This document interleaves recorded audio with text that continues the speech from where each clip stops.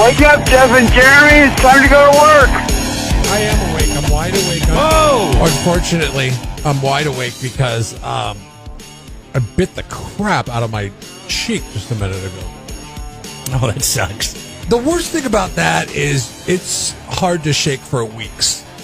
Because now you have this sore and you're It's in there. It's on the side of your cheek. going to bite it again. And then that skin hangs off. That just kind of dangles there for a few days. Son of a bee, man. Yeah, it sucks. Not the way to start a day. I would rather bite the inside of my cheek than burn the top of my mouth, though. The roof of my mouth, and you bite into something too hot. I think 'cause for me, that takes it's the pain days and days to heal. Oh, really?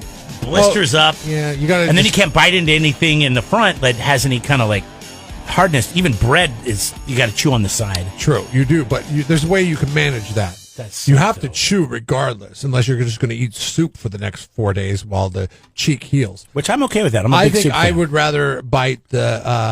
I would rather burn the roof of my mouth because I just don't have to eat anything hot. I can eat other things. No, you can't, because you can't eat anything that has any texture to it that would rub against that roof of your mouth. But I where can it's eat raw. I can eat other things though. I can't eat Captain Crunch. I understand that. There's no way I can eat Captain Crunch. But there is. Yeah, you could, though, because you can chew it on the side. I can eat life. But eating a sandwich or a hamburger or anything you have to use those front teeth to bite into, Yeah. that sucks. You can't do it because it's raw. How bad are you burning your mouth? What is the temperature of the stuff that you're throwing into your mouth? Usually it's on a piece of pizza that's too hot and I take a bite of it. Yeah, wait for it to cool down. Usually, the oven pizzas. Learn your lesson. You've been here for 45 years. I mean, come on. By the way, can somebody tell me where a good pizza place is around here? I mean, Yes, there's I lots have of good my pizza Pizza Secret Society guy that does the Detroit style deep dish. But I mean, that's few and far between. I don't get that if on a, I have to order that a day in advance, and it's only a couple days a week. But if I want to just run out and get a pizza and bring it home, I would much rather go get DiGiorno's than most of the pizza places around here. No, I know I people hear are you. going to say the place in the Village with Bullwinkle. Oh, on the commercials. Klondike's. Yeah. Klondike's great pizza. I don't know. People talk about it a ton. I've never eaten their pizza, but that Palo Mesa? Yeah, I've had it once. I wasn't impressed. Maybe I need to go back and have it again. I really wasn't impressed. It was a lot of bread and there wasn't a lot of pizza. And the thing is, I guess everybody they win has awards. Individual tastes for their pizza. When you get pizza, I hate a pizza that's dry that doesn't have enough sauce. Anyways, I don't want to get on food. We always do. So you need to have more sauce on your pizza? I just want to have, I want to have the right amount of sauce. I don't want it to be lean sauce. I need some sauce on my pizza, man. When you get a DiGiorno, it's saucy. That's what usually burns the roof of my mouth, is the hot sauce. Saucy. Yeah. So anyways. So I'm sorry about your cheek. What are you going to eat now today? I don't know. Yesterday you were eating pizza. Mm-hmm. I guess. Well, thank God I'm not eating pizza today. Because that rub against your cheek? Well, yeah, and the pizza I made was a Chicago deep dish. I bought a frozen Chicago deep dish. And it's been in my freezer forever. And Looked like a lot of bread. Finally cooked it up. I don't think that's how a Chicago deep dish is supposed to be. It was good. It's supposed to be more sauce than bread. It was tasty. It was a ton of sauce. Was it? It was so much Where'd sauce you get the pizza then? I want to try it. I don't think they have it anymore. No. Last couple of times I went in there, they didn't have it. And I bought it like months ago. It's been in my freezer for a long time. I bought it at Aldi's. It was called Gino's East. And I made it on Sunday to you and Aldi's, man. Celebrate. I love Aldi's. Are you getting a check from them? No, because it sucks because in a few weeks I can't go there anymore to go grocery shopping. Oh, because you're moving. Yeah, unless they build one in Paso Robles. Please, Aldi's, make a play for a Paso Robles, please. That's right. I'm going to start swooping in on your Aldi's deals. Oh, Aldi's is so beautiful. So they make a good little pizza that is like, the deli pizza that you pop in the oven. It's like $6 and it's like pizzeria type pizza. Pizzeria. But they had this. I made it because the Chicago Bears made it to the playoffs. I was like, I did not think the Chicago Bears were going to make it to the playoffs. Great excuse to have a Chicago deep dish pizza. I'm having a Chicago deep dish. You just wanted the pizza. You're like, come on. Yesterday we were talking about tips, and Mike called in. He's a landscaper, and he was upset because he hadn't got a tip from this woman he's been working for 40 years. Check this story out. This woman worked at a restaurant. She got a $2,000 tip on a $100 tab. Good for her. Are you seeing this right? Like, am I hallucinating? Did they do the math wrong? Is this a mistake? And we just stood there and we just stared at each other like, this is real. And I started shaking because I just couldn't believe it. $2,000 on a $96 tip. She had to go to all the people she worked with and go, can I see this? Is this working right? It's been a tough year for everyone, and everyone kind of went through it this year, and I hope people just be kind to one another, do small things for people, hold the door, say thank you. Just everyone's had a rough year, and we could all use a little bit of kindness. Hold the door, say thank you. Come on, you want money. Easy for the person who just got $2,000 to tell me to open the door for people. Yeah, exactly. No, give me your money. I want your money. Did the restaurant allow her to keep the whole $2,000, or yes. did they do the thing where they split it up? No, I believe they let her keep it all, and they should, because that was her tip. It wasn't everybody's tip. Yeah. So, but when you work at a restaurant where you have to divvy the tips, that sucks. What if your boss says to you, when you come to him with the $2,000 tip, you're like, wow, check this out. A guy just tipped me $2,000. And your boss is like, okay, what do you want to do? Do you want to keep it yourself, or do you want to spread it out with your coworkers? But gets everybody together and makes that announcement. So what are you going to do? Because this happens all the time at golf tournaments when you enter in that 50-50 cash. You want to give it back? Yeah. Yeah. And people are like, so the winner of it, what happens is everybody puts in $20 for a ticket, and then they draw your ticket, and then if you win the pot, but you only win 50% of the pot. The other 50% goes to charity. Yeah. But then everybody who doesn't win, like the people that give it back! The people that don't get the $2,000 come on, tip, you cheap ass, give it back! It's a charity! They peer pressure you into trying to donate the entire thing. And I've seen it happen more than once. Oh, me too. Where the people are like, fine, go ahead and give it to the... it only cost me $20. Go ahead and give it to the thing. I would never do that. I would say, you know what? They got 50% of it. That's what they signed up for. You got $1,000 in your hand, you're going to give that away? No, man. Sorry, you got the money from everybody else. I'm taking this. So you would take the $2,000 and not split it with your coworkers, knowing I never said that. You need to go to work. You need to go to work with your coworkers tomorrow. Let's just take this place for example. All right, think about all the people we work with. You know what I'd do? All the people. That's a number that's pretty small now. But. Well, I know. But I'd say, guess what? Pizza on me tomorrow. Don't burn the roof of your mouth. And I'd walk out. And I'd buy everybody, I'd buy 10 pizzas and say, there you go. Enjoy. Don't go burning the roof of your mouth now. If you missed yesterday when Mike came on, he was very upset that he's worked for this woman for 40 years and she's never tipped him once. She's always paid him, but never tipped him. We got his phone call coming. Whoa! Jeff and Jeremy in the morning.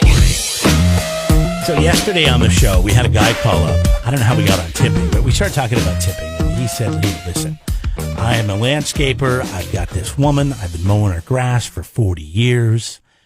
52 times a year I mow her grass. Never given me a tip. And I did the math. It was 2,080 times he's mowed grass. 2,080 times he's tipped, or he's cut her grass without a tip. Not even at the end of the year. Yeah. Not even the 40 times. And I'm like, well, I want to know why this guy thinks he deserves a tip, because a landscaper, I mean, you charge me a service. I pay you for the service. It's not like I'm at a restaurant and you're giving me exceptional service and you're making sure that, whatever drink I'm drinking never goes down, and you're just making sure everything is perfect. But even in a restaurant, there's a price that's associated with it. Why are we tipping a restaurant? Because the person I think Europeans got it right, the person that's giving you the service. Yeah, so. Gosh. I don't know. I mean, like, if your soda glass never gets low, your water glass never gets low, or every time you have a bottle of wine open on the table and you get down to a certain point, the person comes back and says, "Can I pour you some more?" That is ridiculous. That is why you tip. Yeah, but why? Exceptional service. Well, isn't it time? But when you provide a service, remove this, and there's a price attached to it, what are we tipping you for? We need to remove this from our way of thinking. That everybody gets a little bit of something here and there. Yeah. And I like I said yesterday, I don't think that's going anywhere anytime soon, because, the government tells us to stay at home and we want them to give us money, and then we're fine with the fact that they told us to stay at home. After this segment aired, another guy called in, and he's the same type of thing, and we'll get to that coming up in a minute. But if you didn't hear Mike on the show yesterday, the landscaper, who's never got a tip from a woman for 40 years. She's paid him. She's always paid him. She just never tipped him. Yeah, the only tip I can expect from her is not to get a tip. Okay, so have you charged the same rate for your services for 40 years? No. Okay, So what is it? What exactly do you do for her? He mows her grass, he said. You mow her grass, right? Yeah, and things, trim her bushes, and, You're a gardener. do everything for her. She got a big pad, too. Okay, so this is what, a side job? Side hustle? No, this is what he does. And that's what I do for a living. Oh, okay. It's his business. What does that cost? What does she have to pay a month for your services? $150. But it's a big place. And how many times a month do you go there? Just once a week. Oh, so you go there Four four times in a month. Is it standard in that industry, in the landscaping industry, to tip the landscaper? Well, yeah. It really is. No, I wouldn't have thought. I want to know why I'm tipping you. I mean, come on. You've charged me $150 to come and trim my bush and mow my grass and blow my sidewalk. Yeah, but I spend a lot of time there. Well, I know, but that's what you're charging me from. 3 golden sound bites out of that. I'm just curious because it's injustice. If I don't care if you're washing my car, if you're, painting my house, right? Whatever. If you charge a rate for it, like why is it? Obviously, you guys aren't big tippers. Well, I mean, I tip when I go out to eat at a restaurant. I like to say I tip at least 20%. Sometimes I go over that if it's phenomenal service. So where do you draw the line? But for that things person that you is tip for? earning it in their service. You're just doing the same thing every time. You've done nothing extra for me. What am I tipping you for? Because I show up every week and don't take off surfing on a nice day, or is it really? I mean, I don't know. I've never had a landscaper. I've done all the landscaping. I've always DIY'd the landscaping. Okay. When it comes to landscaping, is it standard to tip the landscaper? If you get a good job in any service, I would say yes. What percentage of the clients that you see leave you tips? I like that question. Well, the only tip I'm really interested in is Christmas. Okay, that's it. Now that's like a bonus, and I understand that. Like at Christmas time, people do set aside money and that's what I'm talking about. I'm not talking about a tip every month. Okay, you want some at the end of the year. Yeah, yeah. What's the standard tip? What's the standard tip for somebody that you would visit on a weekly basis over the course of the year? There's no standardized tip. You just do whatever, yeah. Unfortunately, I'm not in a union. This is old-fashioned. Mike's an old guy. Listen, this is an old-fashioned thing. You tip your barber, you tip your mailman. My parents still do it. And it's not a bad thing. Christmas. It's Christmas. Just Christmas. What do you think? What am I getting tipped? How come you're not tipping me, Mike? $5. How come you're not tipping Jeff and I? We've been here for 15 years entertaining your ass. You and your dog? For God's sakes, I have to look at 100 different text messages a day from you. How come I'm not getting a tip? It's Christmas. All right, we're going to send you a fruitcake. If she don't, please. If she would have given you a fruitcake, would you have been okay with that? I would have thrown it in her face. Oh, Mike. No, seriously, like what kind of tip are you expecting from her? Like after 40 years, I don't expect nothing from her. Right, but I mean, it would be nice. Some people give me 5, 10. I know other gardeners that their bonus at Christmas is exactly what they make in a month there. So if I was only charging you $40 or $50 a month, they would give you an extra $40 or $50 at Christmas. So let's give Mike something. Reasonable. She charges you charge her $150 a month. So you expect? Well, yeah, that's just one customer who has a huge property, right? And you charge her $150 a month to do it, and you think at the end of the year you should get like $150 from her as a bonus, right? That would be nice. Or $100. I would settle for $5. Believe me. See, $5 I would see as a smack in the face. I'd be like, no, don't keep your money. It's that they're thinking of me. It's not easy to get a good gardener. Okay. Well, I mean, do you ever go above and beyond and like maybe move her trash cans down to the street for her, just do something nice like that isn't in your job description? I mean, then you deserve a tip. I do extra stuff for people all the time. Okay. Most of my customers are old widows. I don't know. So listen, we're not judging you. We're just trying to understand, okay? No, you're judging me. Well, a little. You know us too well. I'm going to send you something, Mike. We got some stuff in the studio we don't use anymore. I'm going to send you It's gonna 50 be a tip. cents. I'm going to send you 50 cents. Hey, I appreciate anything. All right. You want to give your business a plug since we've just harassed you for the last 5 minutes? No, I don't want any more customers. They're going to be like you. Hey, landscapers are busy right now, man. All right, Mike. Hey, speaking of that, I got to get back to work. Yeah, you do. All right. See you Yeah. later, Mike. Okay, bye. All right. So we got a guy on the phone who is in the propane business, and he thinks he deserves a tip. He's going to tell us why next. Wake up. Jeff and Jeremy in the morning. Jeff and Jeremy here online, KTOZ.com. We'll have $20 to go to Federico's a little bit later on. We call it Know the Show for you that get up early with us. And you listen to this. If you don't normally listen to the 9 o'clock hour, about 9:40ish, we'll ask a question about something we talked about. Could have been in this first hour. A lot of times it is. And if you know the answer, you call in and you win $20 to go to Federico's. How on top of our game we are. Yeah. So yesterday we got into this tip conversation. And it's a very gray area. We talked about it yesterday, a fine line you walk. And, whether you tip somebody or not, I mean, obviously there's the standards. Mike just made the case that, it's old fashioned, I think, but my parents still tip their garbage man. And, they get up there. I mean, the garbage man comes at 4 a.m.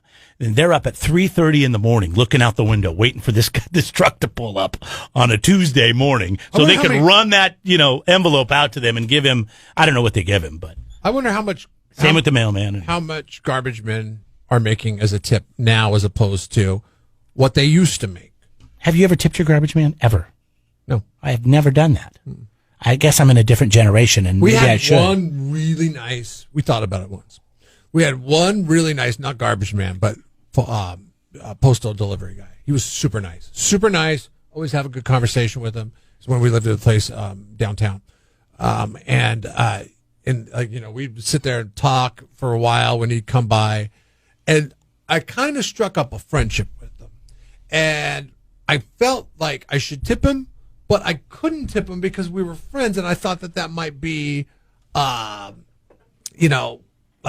a slap in the face a little bit, Like, you were saying you were better than him? I didn't because you're tipping him? Yeah. Like Europeans, the way the Europeans see the tipping process, it's insulting. They don't like it. Yeah, they don't throw your money at me. Like, have you ever worked in a job? You've worked at a tipping job before. Mm-hmm. Have you ever gotten change as a tip? Don't you get pissed off when you get change as a tip? Yeah. Here's 50 cents. Yeah, God, it's a slap in the face. I would go through the roof. And the funny thing is, when I've been over there, 4 quarters as a tip. I'd be like, I've been to Europe, and if you tip them more than change, they get upset. It's the opposite. But here, it's like I don't want your stupid change. Jackass. So mad. I used to get so mad when I get. You're not going to leave me a couple bucks in dollar bills, or get out of here. Crazy. But anyways, we got a guy on the phone now. We actually took this call yesterday after the show, but I thought we thought this is something we got to air because this guy works in the propane business. I'll let him tell the story. I work in the propane industry, so I assume a tip every now and then. Filling personal propane tanks, I'll stand outside for 8 hours, 9 hours a day just filling propane. So you fill? Do you fill the barbecue ones, or do you go to people's houses and fill their propane for their? I stand in front of the business all day and I fill up little barbecue tanks. Okay, and yeah, I don't tip the guy that sells me the propane. I get tips better than that guy. I mean, sometimes I'll get $100. You mean so if I bring a propane? That's a pretty dangerous job, right? No, it's not. As long as you don't smoke or have your vehicle running around me, I've grounded. I've done it. Jeff, if I've done it, it's not that dangerous. You filled up a propane tank? Yeah, in college I worked at a place where I had to do this. But I mean, it is a job, and So are you saying that if I bring my propane barbecue 5-gallon propane tank to you, and you fill it up with propane, and I don't know what it is, $13 to fill. Usually it's about $25 to fill. I don't know where you're at, man. Where I'm going, it's only it's not even 15. I work at Delta Liquid Energy. Oh, see, I go to a gas station in the 5 cities, and they're badass, and I'll give them a prop. 5 Cities Drive 76 station. Anyways, there you go. So, anyways, but that guy, it's always a different person that fills my tank. Are you telling me I should be giving that person a tip for filling my gas? No, because usually, if you have an RV and you come in, I'll fill your RV up and I'll make sure that everything's good. I'll pressure check it and I'll do everything just like the old times when you went to a gas station. And what percentage? I'm going to ask you. That's a little different, though. I'm going to ask you the same question that I asked Mike earlier. What percentage of people are tipping you? Every day I can walk away with $20 tip. Okay.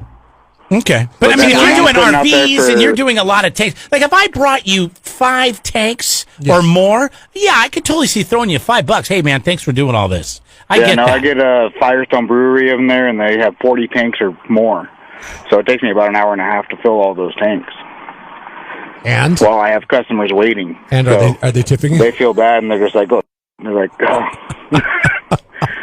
They're like, hey, just let me give you a tip, Okay, so they tip you. Mad. They tip you. It's interesting because I used to work one of these jobs where it was very gray area whether or not you got a tip. What kind of work were you doing? I would drive people to the airport and I'd help them off the bus. The bus with the luggage. Oh, yeah, you tip that guy. Oh, okay. The shuttle driver. Sometimes I would not talk to a person. I would not touch their luggage. I would not I would just basically be doing my job of giving them a ride.